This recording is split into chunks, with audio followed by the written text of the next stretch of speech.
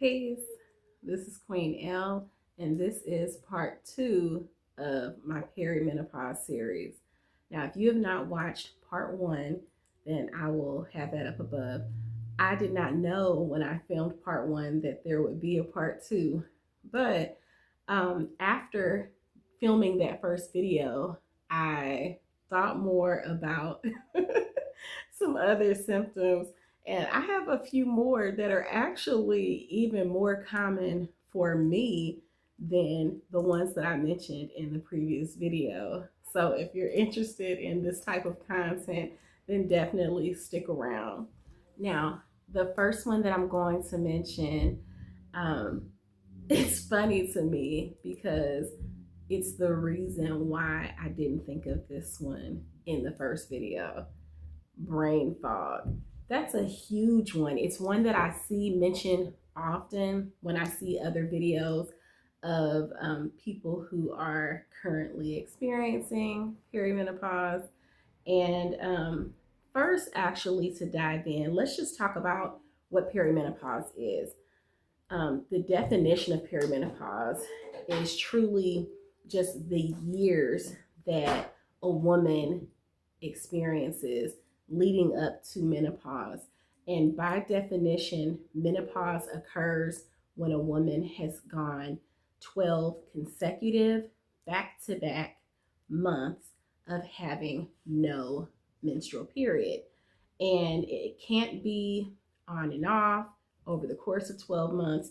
It can't be a little spotting here and there, but no full on period for 12 months. It has to be the absence of a period for 12 consecutive months.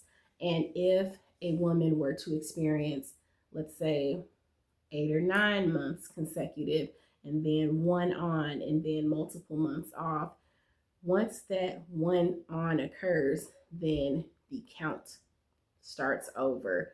So it has to be 12 consecutive months. And once the woman has reached that 12th consecutive month of no period, then a woman is referred to as having reached menopause. And then from that point on, she is considered postmenopausal. So perimenopause is the years leading up to all of that. And it's not to say that when a woman reaches menopause and is deemed postmenopausal, that she will not experience these things from that point on. These things are subject to happen from that point on. However, I first, disclaimer, I am not a medical professional. So in no way, shape, or form is anything that I'm saying today to be looked at as medical guidance nor advice. This is just what I'm experiencing firsthand. If you have any questions for yourself or a loved one, or are just curious about what this is all about, then definitely consult with a medical professional because I am not one. Okay, so now that I got that out of the way, in the video that I already linked that I posted before regarding perimenopause symptoms, those are symptoms that I have experienced, that many others experience. Your perimenopause may and will most likely look different from the next woman's perimenopause, and you may experience some of the symptoms and then not experience any of the others. You may experience some at one point in time and then none after that. You may go years experiencing multiple symptoms or side effects of perimenopause, and then all of a sudden experience one intermittently and then back to the rest. You may experience all, you may experience none. I feel like it's highly likely that every woman will experience something or other.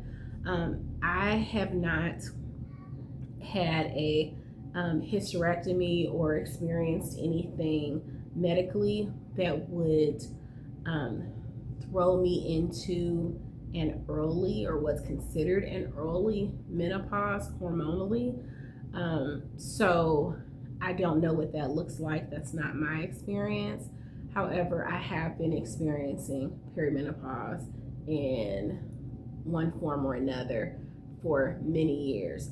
I am just shy of 47 years old, And I know that I have started experiencing the symptoms that I mentioned in the other video and the few that I will mention today. I started experiencing them at around 35, and it was very infrequent at that time, and it has become more and more frequent, pretty much daily at this point. And like I said, it won't look the same. It will most likely look different from woman to woman. And there's no set time frame of how long it will last or when a woman will experience menopause. So this could go on for decades. And I do recognize that in recent years, this has become more of a trending topic. I see it a lot on social media. Not a lot, but I see it here and there on social media more than I ever did before. And who knows, maybe it could be the algorithm because of me experiencing perimenopause right now. And maybe before I was experiencing perimenopause, it just wasn't on my radar because I was not experiencing it.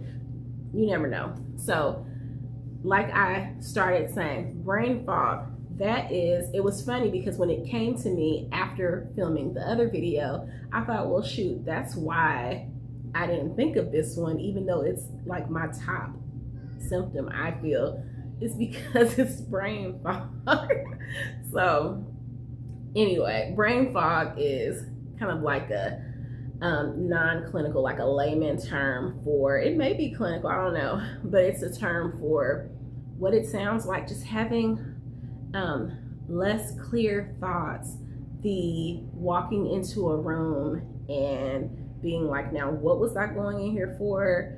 And let's be clear, just as I mentioned in the other video, things that I'm mentioning that are known to be linked to perimenopause, they absolutely could have nothing to do with perimenopause. And so someone who is not going through or experiencing perimenopause could also experience these things. They're definitely not, they're not directly like they have to be linked together. But they're also not totally mutually exclusive. Now, you don't have to be a woman to experience, I would think, really any of the things that I'm mentioning. However, I am a woman and I am experiencing perimenopause, and I know that the things that I'm talking about are linked to perimenopause. Now, as I'm mentioning these symptoms, these side effects, they are in the absence of an underlying condition. So you definitely want to check that first. Check and make sure, especially as you start to, I would say, just like when you're on the onset of perimenopause and you experience something out of the blue, you weren't experiencing anything and nothing noteworthy, and then all of a sudden you experience something weird, that would prompt me to look into it. And likewise, once I started experiencing multiple things, I was like, okay, something's got to give. This has got to be linked to something. And once they do all the checks and the labs and the this and the that, and it's like, nope, everything else is checking out. And it's like, what is going on? And in my further research, I'm my own case study of all of the things. I know that these things, in my experience, are symptomatic of perimenopause. So brain fog is very real, and it is what it is. So that's one that I know is very common. Next, we have fatigue. Fatigue is heavy. The fatigue is, of course, it could be linked to the metabolism slowing down. It could be linked to many things, like I said, about everything. But fatigue is something that is also attributed to perimenopause. And I believe it's the hormonal shift. It is, it's a real thing. There are other things where some of the previous symptoms I mentioned, like the unexplained inflammation and the joint pain, when you have some of those things happening at the same time, then they can contribute to fatigue as well. Just your body just feeling weary. And so I know that for me, increasing my protein intake, being more active than I normally would be, those are ways that I have helped myself to combat fatigue, but also giving myself grace, having and getting rest as my body tells me that it needs it. Really listening to my body, really checking in with myself, to be honest. And I know that that is not, it's a privilege to be able to do that, and it's not as easily accessible for everyone. But while, like earlier today, I took a nap when I didn't want to because I was like, I have all these things to do and get done, and I will have one less thing checked off of my list for today if I take this nap.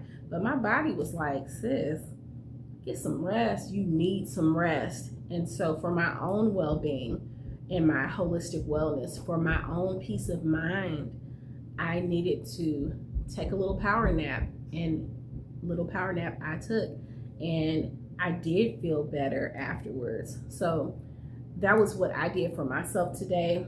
If you don't have the bandwidth, the time to do something like that, even getting up and stretching your legs ever so often, if you are sitting in front of a computer, taking a moment to take a restroom break, even if you don't have to use the restroom, just to get up and move around, get the blood flowing in your body, to look at something different, stepping outside and getting some fresh air. If you're able to do that, that helps. There are things that may seem minor, but they can positively impact you in a major way. So do those things if you're able to, if you feel so inclined, because they would really help.